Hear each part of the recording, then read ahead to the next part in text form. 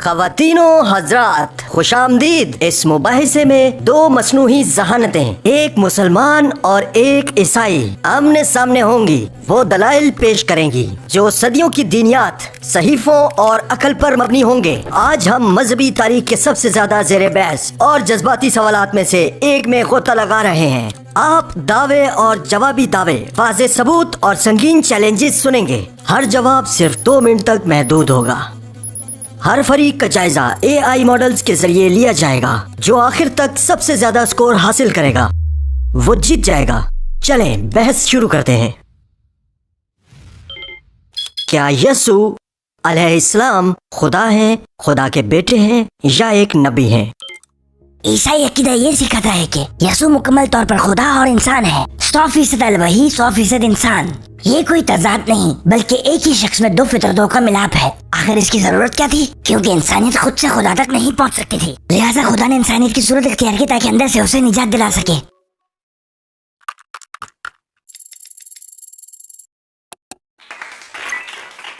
آپ کہتے ہیں کہ یسوع 100% انسان اور 100% خدا ہے، لیکن تمام تعریفوں کے مطابق چاہے وہ ریاضتی ہو، فلسفیانہ ہو اور آنٹولوجیکل ہو، یہ ایک تضاد ہے۔ کیوں؟ خدا ہونے کا مطلب ہے لامحدود علم، مطلق طاقت، ابدی وجود اور لافانیت ہے، جبکہ انسان ہونے کا مطلب ہے محدود علم، ضعف، مخلوق اور فانی ہونا۔ سوال یہ ہے کہ کیا کوئی ہستی بیک وقت لامحدود اور محدود دونوں ہو سکتی ہے؟ یہ واضح طور پر منطق میں عدم تضاد کے اصول کی خلاف ورزی ہے۔ ایک ہی چیز ایک ہی وقت میں ایک ہی لحاظ سے الف اور غیر الف نہیں ہو سکتی ہے۔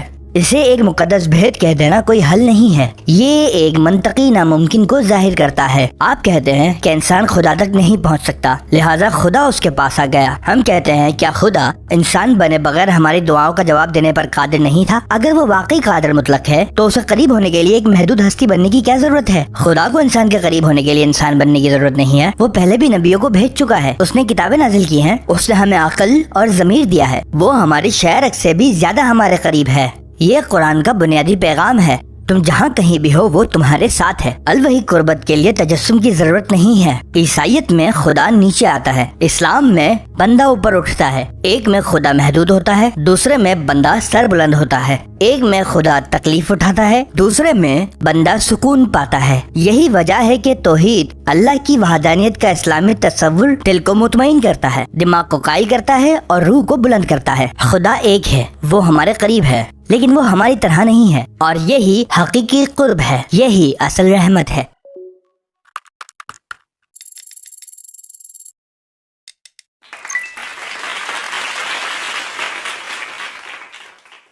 خدا انسان کیوں بنا؟ آپ نے ایک مضبوط سوال کیا ہے۔ اگر خدا پہلے ہی ہمارے شرک سے قریب ہے تو اسے انسان بننے کی کیا ضرورت تھی؟ یہ وہ جگہ ہے جہاں عیسائیت مختلف جواب پیش کرتی ہے۔ جی ہاں، خدا پہلے ہی قریب ہے، لیکن وہ صرف قریب ہی نہیں بلکہ وہ ایسا خدا ہے جو صرف تعظیم نہیں بلکہ تعلق چاہتا ہے۔ اسلام میں خدا اپنے بندے کے قریب ہے، پھر بھی وہ دکھائی نہیں دیتا، براہ راست بات نہیں کرتا، کھاتا یا چھوتا نہیں ہے۔ عیسائیت میں خدا جسم اختیار کر کے اپنی قربت کو قابل دید بناتا ہے۔ اس لیے نہیں کہ خدا کو انسان بننے کی ضرورت تھی، بلکہ انسانیت کو ایسے خدا کی ضرورت تھی جو اتنا قریب آئے۔ ایک روتی ہوئی روح کو ایسے خدا کی ضرورت تھی جو اس کے آنسو پہنچ سکے۔ ایک دکھی دل کو ایسے خدا کی ضرورت ہے جو کہہ سکے میں تمہارے درد سے گزرا ہوں۔ مسیحیت یہی اعلان کرتی ہے، خدا نے صرف تمہارے دکھ کو جانا نہیں بلکہ اسے بانٹا ہے۔ یہ عزت میں کمی نہیں ہے، یہ الوحی محبت سے پیدا ہونے والا نزول ہے۔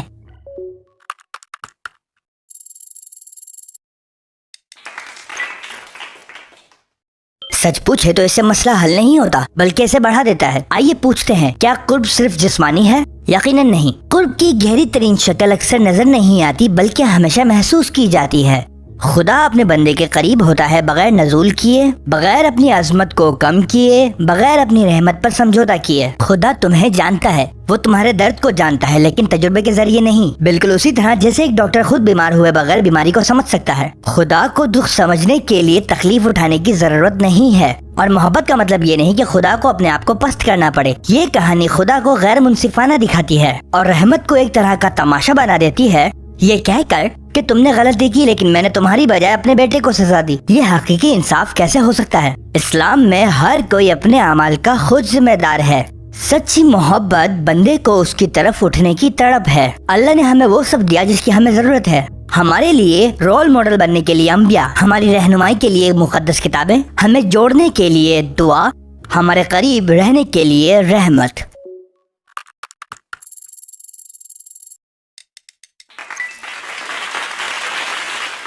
बहुत से मज़ाहिब में निजात अक्सर अमाल, रसूमात और कवानीन को सख्त पाबंद करने के जरिए हासिल करने की कोशिश की जाती है। ताहम मसीहत कहती है कि चाहे आप कुछ भी कर लें, आप कभी भी खुदा की पाकीज़गी हासिल नहीं कर सकते, लेकिन खुदा आपको बचाने के लिए बज़ाते खुद आया। हम मसीही यसू की कुर्बानी को सजा की जबरदस्ती अदायगी के तौर पर नहीं देखते, बल्कि खुदा की तरफ से अपनी मर्जी से इंसानियत की खातिर खुद को पेश करना समझते हैं। इसके जरिए इंसाफ बरकरार रहता है, गुनाह सजा से बच नहीं पाता और रहमत पूरी हो जाती है, गुनहगार को बख्श दिया जाता है। क्या माफ करने के लिए कुर्बानी जरूरी नहीं है? नहीं, लेकिन माफी की कदर इस बात से जाहिर होती है कि माफ करने वाला कितनी कीमत अदा करने को तैयार है। खुदा आपसे बेइंतहा मोहब्बत करता है। उसने आपकी जगह खुद तकलीफ उठाने का इंतखाब किया। ये सच न सिर्फ एक शख्स को आजाद करता है, बल्कि शुक्रगुजारी के गहरे एहसास को भी बेदार करता है। मसीहियत फजल से निजात सिखाती है, ऐसा खुदा जो शिफा देता है, सजा नहीं। मसीहियत कहती है कि गुनाह सिर्फ कवानीन तोड़ना नहीं है, ये खुदा की मोहब्बत को ठुकराना है, और ऐसी गद्दारी का अजाला एक सादा माफी से नहीं हो सकता। ये इतना गहरा है कि खुदा ही खुद इसकी कीमत अदा कर सकता है। यसू की मसलूबियत हमें दो चीजें दिखाती है, गुनाह की तबाहकुन ताकत भी और खुदा की लामहदूद मोहब्बत भी। इस्लाम में कहा जाता है तौबा करो और खुदा माफ कर देगा, लेकिन अगर कोई शख्स तौबा करने से पहले मर जाए तो? मसीहत कहती है कि खुदा आया और आपके मांगने से पहले ही आपको माफ कर दिया। इसका मतलब है कि पहले खुदा ने आपसे मोहब्बत की और फिर आपके रद्द-ए-अमल की दावत दी।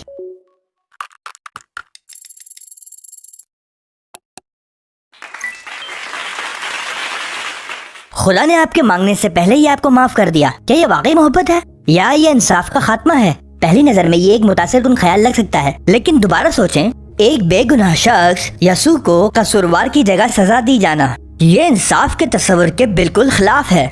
क्या हो अगर एक जज हर मुजरिम को माफ कर दे बगैर किसी सवाल के? क्या हम इसे रहमत कहेंगे या नाइंसाफी? नेज तमाम गुनाह खुदा के खिलाफ नहीं होते, बहुत से इंसानों के खिलाफ होते हैं। किसी को धोखा देना, किसी को कत्ल करना, उसके बच्चों को यतीम कर देना, दूसरों के बारे में झूठ फैलाना, किसी गरीब का पैसा चोरी करना। फर्ज करें खुदा ने वो माफ कर दिया जो उसके खिलाफ किया गया था, लेकिन मुतासरीन के बारे में क्या ख्याल है? क्या उन्होंने माफ किया? क्या उनके हुकूक वापस किए गए? इस्लाम में आपने किसी को तकलीफ पहुंचाई है तो सॉरी कह देना काफी नहीं है, आपको उस शख्स से माफी मांगने की भी जरूरत है। लेकिन मसीही मॉडल में ये हिस्सा गायब है।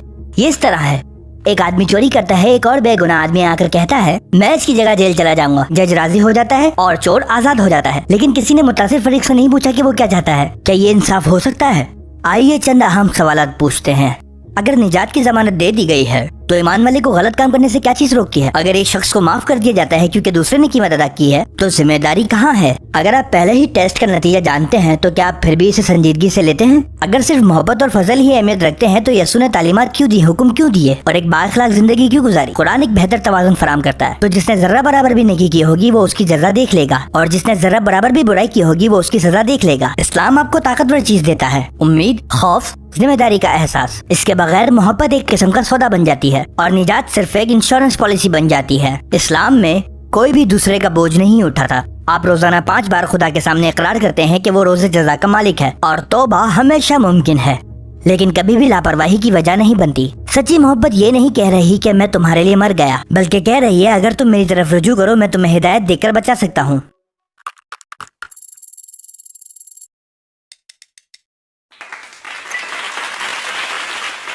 आपने पूछा अगर यसू बेगुनाह थे तो वो गुनहगारों की जगह क्यों मरे? ये सवाल ईसाई अकीदे का बिल्कुल मरकजी नुक्ता है और इसका जवाब भी। यसू को उनकी मर्जी के खिलाफ सजा नहीं दी गई थी, उन्होंने खुद को रज़ाकाराना तौर पर पेश किया, जैसा कि वो जॉन बाब नंबर 10 आयत नंबर 18 में कहते हैं, कोई भी मुझसे मेरी जान नहीं लेता, मैं इसे अपनी मर्जी से दे देता हूँ। ये जबरदस्ती की कुर्बानी नहीं थी, ये मोहब्बत का रज़ाकाराना तोहफा था। उन्होंने ऐसा क्यों किया? क्योंकि मसीही अकीदे में गुनाह सिर्फ कवानीन तोड़ना नहीं है, ये एक कायनाती बगावत है जो खुद तख्लीक को तोड़ती है। इसका नतीजा सिर्फ कसूर नहीं है, ये मौत, अलहदगी और टूट फूट है, और जो इसके नताइज मुकम्मल तौर पर बर्दाश्त करके टूटे हुए को बहाल कर सकता था वो खुद खुदा था। तो खुदा ने जाती तौर पर वो कीमत अदा करने का इंतखाब किया, इंसाफ को नजरअंदाज करने के लिए नहीं, बल्कि इसे पूरा करने और मजीद रहम दिखाने के लिए। आपने एक गहरी बात का जिक्र किया, इस्लाम में अगर आप किसी के साथ गलत करते हैं तो उस शख्स का माफ करना जरूरी है जिसे आपने तकलीफ पहुंचाई। ये एक गहरी इखलाकी बसीरत है और ईसाईयत इसे नजरअंदाज नहीं करती। सच्ची तौबा और ईसाई अकीदा इखलाकी तब्दीली का मुतालबा करते हैं। सिर्फ अल्फाज का नहीं, जैसा कि जेम्स बाब नंबर 2 आयत नंबर 17 में लिखा है, ईमान भी अगर उसके साथ अमल ना हो तो वो मुर्दा है। लिहाजा अगर कोई कहता है मैं ईमान रखता हूँ लेकिन मुसलसल नाइंसाफी करता है, मसीहियत उस शख्स को निजात याफ्ता नहीं समझती, क्योंकि ये हकीकी ईमान नहीं है, ये एक तजाद है। ये कह रहा है कि आप होठों से खुदा पर भरोसा करते हैं लेकिन अपनी जिंदगी से उसका इनकार करते हैं।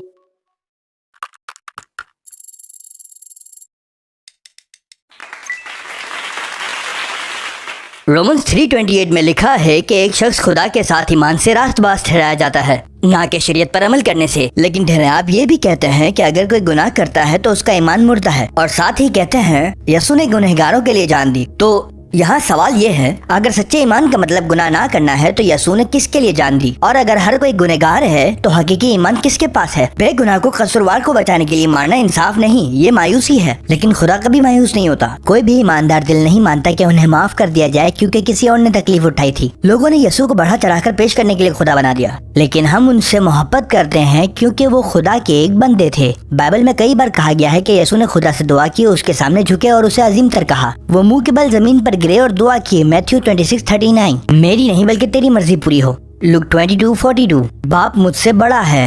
जॉन 14:28, लिहाजा अगर यसू वाकई खुदा थे तो वो दुआ किससे करते थे? उन्होंने सजदा क्यों किया? खुदा कैसे कह सकता है कि कोई दूसरा उससे बड़ा है? जो शख्स दुआ करता है वो उससे मुख्तलिफ होता है जिससे दुआ की जा रही है। इस्लाम इस उलझन को दूर करता है। यसू खुदा नहीं है, वो खुदा के बंदे और रसूल हैं। अहदनामा कदीम में बहुत से लोगों को खुदा के बेटे कहा गया है। खुदावंद ने मुझसे कहा, तू मेरा बेटा है, आज मैंने तुझे पैदा किया। ज़बूर 2:7। यह आयत हजरत दाऊद के बारे में है। इब्तदाई बाइबल के मतून में ये इस्तिलाह मिजाजी थी, लफ्जी नहीं। तो ये जुमला यसू के मामले में लफ्जी क्यों लिया गया?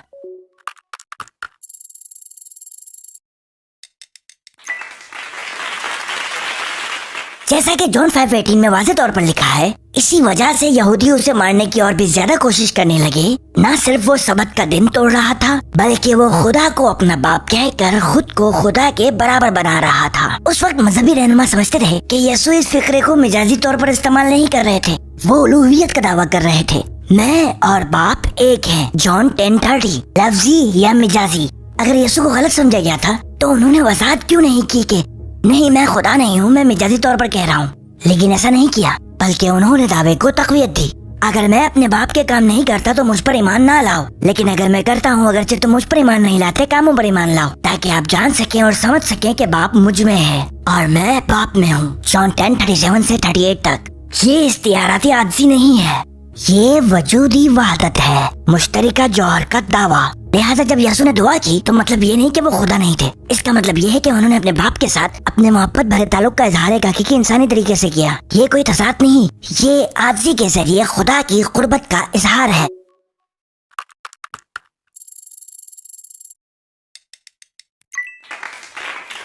ईसाई कहते हैं मसीह खुदा का बेटा है। ये उनकी बात उन्हीं की ज़बानी है। वो उन लोगों की बात की नकल करते हैं जो उनसे पहले काफिर हुए थे। ये पहले काफिर कौन थे?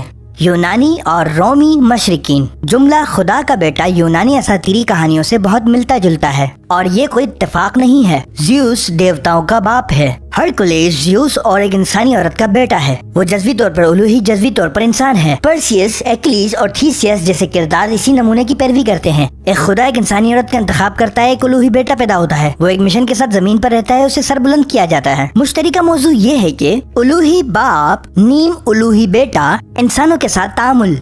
ये बाप बेटा रूहुल कुदूस के ईसाई ढांचे की अक्कासी करता है। इस ख्याल का इत्तिका सिकंदरिया और अंताकिया जैसे हेलेनियाई फिक्री मराकज़ से बहुत ज्यादा मुतासिर था। कुरान इस सकाफती बिगाड़ को बेनकाब करता है। लोगोस कलमा का तसव्वुर जिसे यूहन्ना की इंजील में मरकजी हैसियत दी गई है, खालिसतन इब्राहिमी ख्याल नहीं है, ये यूनानी फलसफे से बहुत मुतासिर है। इब्तदाई में ये कलमा लोगोस था और कलमा खुदा के साथ था और कलमा खुदा था। जॉन बाब नंबर 1 आयत नंबर 1। ये पूरी मजहबी साख्त हेलेनियाई बुनियाद पर खड़ी है। यसू को खुदा का बेटा कहना असल में इख्तियाराती था, लेकिन वक्त के साथ यूनानी असातीरी असर और रसूख के तहत ये जुमला लफ्जी हो गया, फिर चर्च के अकीदे का हिस्सा बन गया और बिलाखिर इंजील के मतून में शामिल कर दिया गया।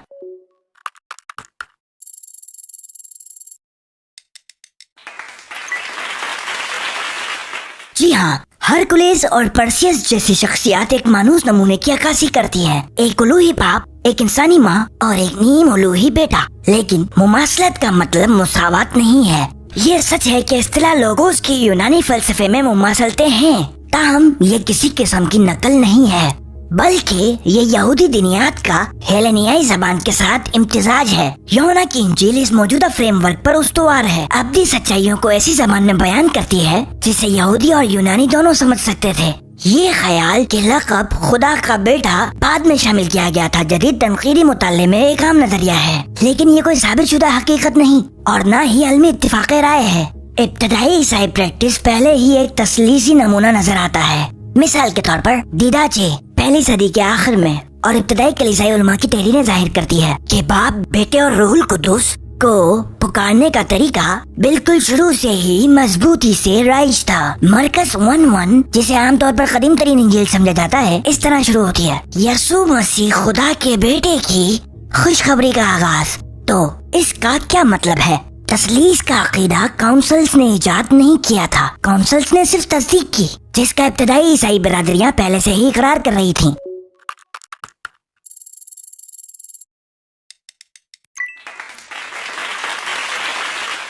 सिर्फ इसलिए कि एक जुमला इब्तदाई मौसूदात में जाहिर होता है, क्या ये खुद ब खुद उसे इलाही वही बना देता है? मरकस की इंजील को करीम तरीन लिखी गई इंजीलों में से एक समझा जाता है, लेकिन हमें ये नहीं भूलना चाहिए कि मरकस के कुछ इब्तदाई मौसूदात में जुमला खुदा का बेटा शामिल नहीं है। मिसाल के तौर पर कोडेक्स साइनाइटिकस, जो 4वीं सदी का एक कदीम तरीन मौसूदा है, उसमें ये जुमला शामिल नहीं है। ये जाहिर करता है कि इस्तिलाह खुदा का बेटा बास कॉपियों में बाद में शामिल की गई होगी। यहाँ तक कि new American Bible Catholic edition अपने फुटनोट में इसका एतराफ करती है। कुछ मौसूदात में जुमला खुदा का बेटा शामिल नहीं है, लिहाजा ये जुमला ना तो कदीम है बल्कि मतन के लिहाज से भी मुतनाज़ा है। नाइसिया की कौंसिल 325 ईस्वी इस सवाल को हल करने के लिए बुलाई गई थी कि क्या यसू मखलूक में से थे या नहीं। दूसरे अल्फाज में उस वक्त तक यसू की उलूहियत अभी तक तयशुदा नहीं थी। माहिर इलाहियात एरियस का ख्याल था कि यसू एक मखलूक थे जिनकी बड़े पैमाने पर पैरवी की गई। लिहाजा हमें लाजमन पूछना चाहिए कि अगर यसू वाकई खुदा थे तो चर्च को उसका रस्मी तौर पर ऐलान करने में 300 साल क्यों लगे? इस्लाम में इस तरह की कोई उलझन नहीं है। कभी भी ऐसा कोई मुबाहिसा नहीं हुआ कि क्या हजरत मोहम्मद सल्लल्लाहु अलैहि वसल्लम खुदा थे। इसके बरक्स मसीही तस्वुर खुदा का बेटा यूनानी फलसफे और रूमी शाही सियासत के इम्तिजाज का नतीजा है, लेकिन इस्लाम वाज़ेह तौर पर कहता है, आप कह दीजिए कि वो अल्लाह ताला है और एक ही है, सबसे बेनियाज है, ना उसने जना और ना वो जना गया और ना ही उसका कोई हमसर है। ये 4 आयात 1000 सफाहात की बहस को खत्म करती है। ये वही है, ये है तौहीद, इलाही इत्तिहाद, यही सच्चाई है।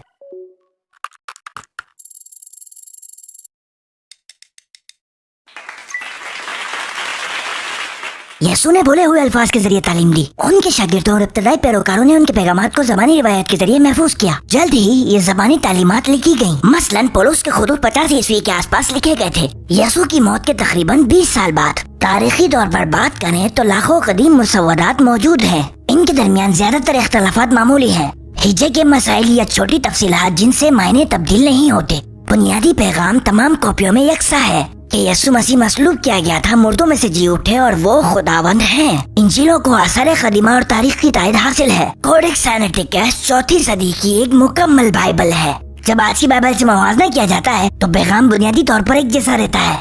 इसके अलावा पहली और दूसरी सदी में इब्तदाई चर्च फादर्स के खुतूत में इंजीलों के सैकड़ों इक्तिबासात शामिल हैं। 4 इंजीलें मैथ्यू, मार्क, लूक, जॉन मुख्तलिफ नुक्ता नजर की अक्कासी करती है। अगरचे उनके दरमियान छोटे छोटे इख्तलाफात हैं, ताहम वो आम वाक़ियात पर मुकम्मल तौर पर मुत्तफिक हैं। मसलूबियत, जी उठना और मौजज़ात। नतीजा नहीं, बाइबल की असल में बिगाड़ नहीं हुआ है। हजारों मुसव्वदात एक ही पैगाम देते हैं, खुदा आपसे मोहब्बत करता है, यसू निजात दहिंदा है। और ये पैगाम सिर्फ इंसानी कोशिश से महफूज नहीं रहा, इसे इलाही रहनुमाई के जरिए महफूज रखा गया है।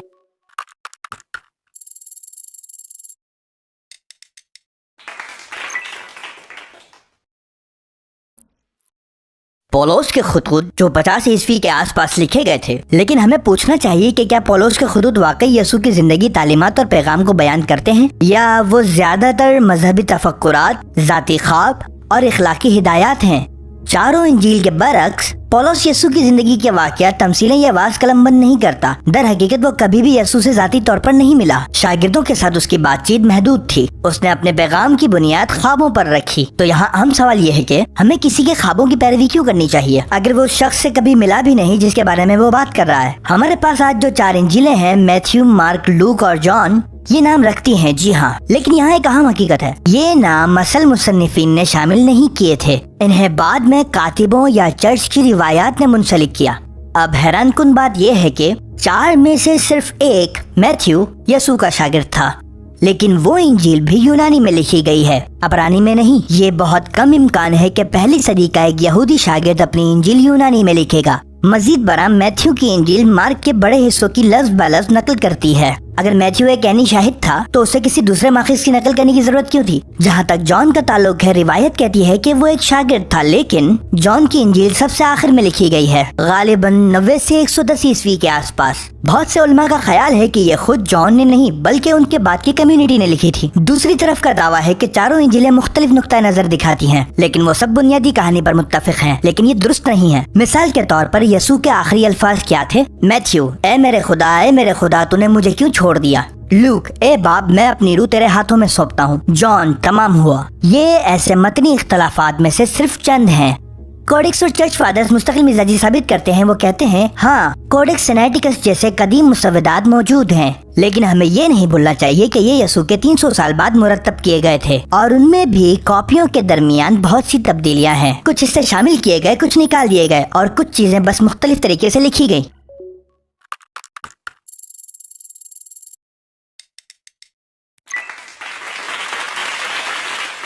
अपनी आखिरी दिफाई तकरीर करें, ये मुबाहिसा खत्म हो जाएगा। इंजील के मुसन्निफीन की शनाख्त और जबान का मसला। मसीही रिवायत ने 4 इंजील नवीसों की शनाख्त को चर्च की याददाश्त और तारीखी शागिर्दी के जरिए महफूज रखा है। मिसाल के तौर पर लूक पौलुस का साथी था, मार्क पतरस का मुआविन था, मैथ्यू 12 रसूलों में से एक था। जॉन ने अपने बुढ़ापे में अपनी तालीमात अपनी बरादरी को इमला कराई और उनके शागिर्दों ने उन्हें लिखा। हाँ, ये सच है कि पौलुस अपनी दुनियावी जिंदगी के दौरान यीशु से कभी नहीं मिला, ताहम पौलुस ने ख्वाब में जिंदा मसीह का सामना करने का दावा किया है। अमाल 9, जैसा कि उन्होंने गलेशियंस बाब नंबर 1 आयत नंबर 12 में लिखा है, मैंने ना इसे इंसान से हासिल किया और ना मुझे सिखाया गया, बल्कि ये यीशु मसीह के मकाशिफे के जरिए आया। क्या इंजीलें एक दूसरे से मुतसादिम हैं? एक आम तनकीद ये है कि इंजीलें सलेब पर यीशु के मुख्तलिफ आखिरी अल्फाज बयान करती हैं और हाँ, मैथ्यू, लूक और जॉन मुख्तलिफ अक़वाल बयान करते हैं, लेकिन ये कोई तज़ाद नहीं है। ये एक तकमीली शहादत का मामला है।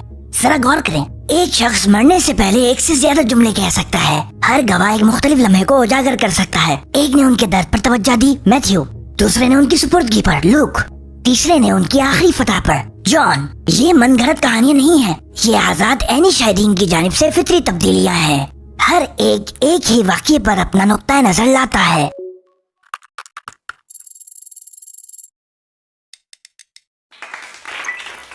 क्या आपके ख्याल में दिफा कायल करने वाला था?